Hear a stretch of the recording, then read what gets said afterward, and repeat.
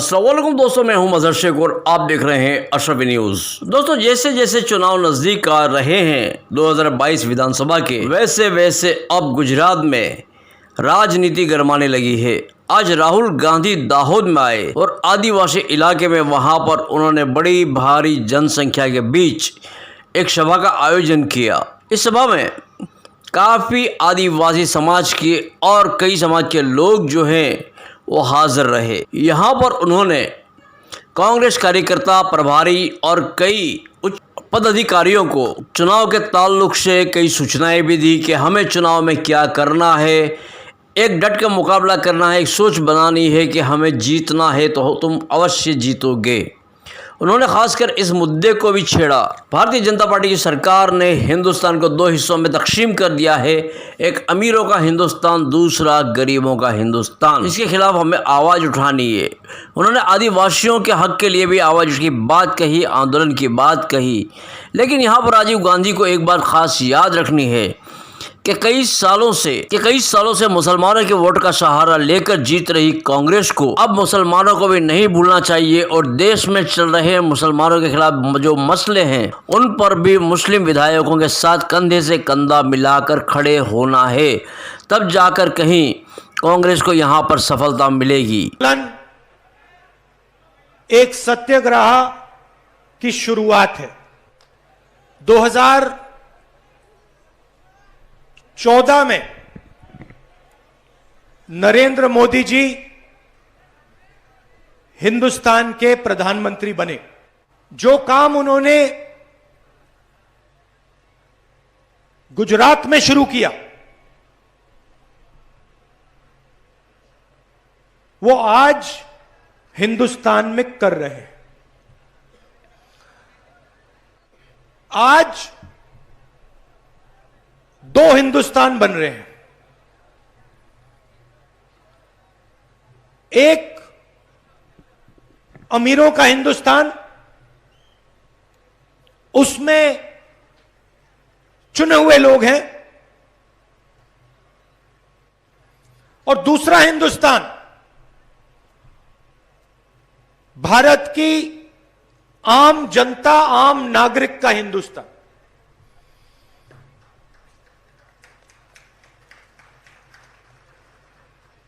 पहले ये गुजरात में टेस्ट किया गया और उसको हिंदुस्तान में अब लागू कर दिया है। कांग्रेस पार्टी दो हिंदुस्तान नहीं चाहती है। हमें दो नहीं चाहिए, हमें एक हिंदुस्तान चाहिए और उस हिंदुस्तान में सबका आदर होना चाहिए, सबको अपॉर्चुनिटी मिलनी चाहिए, सबको शिक्षा मिलनी चाहिए, सबको अस्पताल, स्वास्थ्य की सेवा मिलनी चाहिए।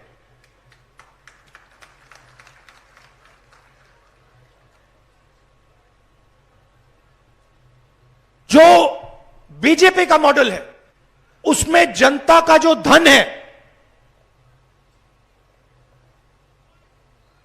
क्योंकि ये जो धन है, जंगल है, जमीन है, जल है, ये किसी उद्योगपति का नहीं है, ये आपका है, आदिवासियों का है, गरीबों का है, कमजोर लोगों का है, हिंदुस्तान के हर ये कहते हैं थाली बजाओ, लाइट जलाओ। आपको गरीब व्यक्ति का चेहरा नहीं दिख सकता, किसान का चेहरा नहीं दिख सकता, छोटे दुकानदार का चेहरा नहीं दिख सकता, नरेंद्र मोदी का चेहरा दिखेगा। और इस रोजगार की बात छोड़ दीजिए। रघु शर्मा जी ने भाषण में बहुत अच्छी बात बोली। इंफ्रास्ट्रक्चर बनाने की बात होती है, बड़ी इमारतें बनती हैं, सड़कें बनती हैं, पुल बनते हैं, हर ईंट पर आदिवासियों का हाथ लगता है, हर ईंट पर आपका हाथ लगता है।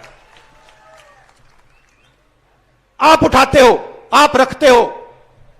इंफ्रास्ट्रक्चर बनाया, गुजरात की सड़कें बनाई, आपको क्या मिला?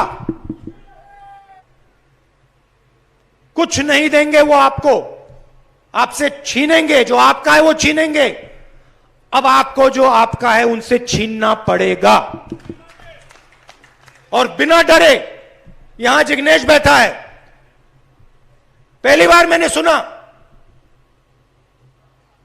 आंदोलन करने के लिए परमिशन की जरूरत है। सिर्फ गुजरात में, और दुनिया में कोई ऐसी जगह नहीं है जहां पे भैया आंदोलन करने के लिए परमिशन की जरूरत है। 3 महीने की जेल दे दी, मगर मैं जिग्नेश को जानता हूं, इसको आप 10 साल की जेल दे दो, कोई फर्क नहीं पड़ने वाला। आपके भविष्य की बात है। आप रोजगार चाहते हो, शिक्षा चाहते हो,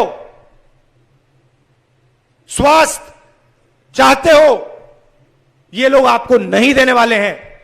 ये लोग सिर्फ 2-3 अरबपतियों को आपका भविष्य बेचना चाहते हैं। युवाओं को एक साथ खड़ा होना पड़ेगा। आप सच्चाई जानते हो, समझते हो, पहचानते हो। अब उस सच्चाई के लिए लड़ना पड़ेगा, बिना डरे लड़ना पड़ेगा।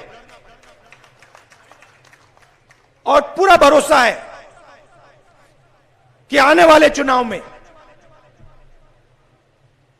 यहां पे गुजरात में कांग्रेस पार्टी की सरकार बनेगी, और इस आंदोलन के बाद उस सरकार में आदिवासियों की आवाज होगी। અંદર આજની મીટિંગ થઈ છે અને બધા ધારાસભ્યોની એક જ એ હતી કે 2022માં કોંગ્રેસ પક્ષ સરકાર બનાવે એ બાબતે તમામ ધારાસભ્યો સંપૂર્ણ વિશ્વાસ સાથે રાહુલ ગાંધીની સાથે ચર્ચા કરી છે. રાહુલ ગાંધીજી પણ 2022નું જે મિશન છે એને પાર પાડવા માટે ગુજરાતની કોંગ્રેસ પક્ષને તમામ રીતે એમની પોતાની મદદ કરવા માટે એ બિલકુલ તત્પર છે. અને એ ધારાસભ્યોની કોઈ નારાજગી બાબતની વાત ચર્ચા નથી થઈ. આજે જે વાતચીત થઈ છે એ વાત એ જ થઈ છે કે 22ની ચૂંટણીને લક્ષ્યમાં રાખી અને પ્રિયંકાજીનો પણ અહીંયા ઉપયોગ કરવામાં આવે. મોંઘવારીના જે મુદ્દા છે એટલે 4 ઝોનમાં 4 મીટિંગ જો પ્રિયંકાજીની પણ થાય તો હું માનું છું કે ગુજરાતની અંદર એક સારું વાતાવરણ ઊભું થાય એવી પરિસ્થિતિ. આગામી રણનીતિ ખાસ કરીને આજે 1 to 1 અમારા સન્માનીય નેતા રાહુલજીએ દરેક ધારાસભ્ય અને વરિષ્ઠ નેતાગણ સાથે આજે મુલાકાત થઈ છે. અને આવનારા દિવસોની અંદર ગુજરાતના અંદર જે કોંગ્રેસની સરકાર બનાવવામાં અમે કોઈ જગ્યાએ કચાશ ના રાખીએ. તમામ લોકો, તમામ જાતિ, તમામ સમીકરણોને સાથે લઈને આપણે એવી સરકાર બનાવી છે જે ગરીબો માટેની સરકાર હોય. છેલ્લા 27 વર્ષથી ભારતીય જનતા પાર્ટીની સરકાર છે અને અત્યારે જે સરકાર ચાલી રહી છે અલીબાબા 40 ચોરની સરકાર છે. એટલે આ સરકારને બદલવા માટે આપણે શું કરી શકીએ છીએ? લોકોનો સાથ અને સહકાર અને આશીર્વાદ આપણા સાથે ચોક્કસ છે, પરંતુ આપણે લોકોના વચમાં જવું પડશે. આપણે લોકોને આપણી વાત બતાવવી પડશે કે જ્યારે આજે દેશના અંદર જ્યાં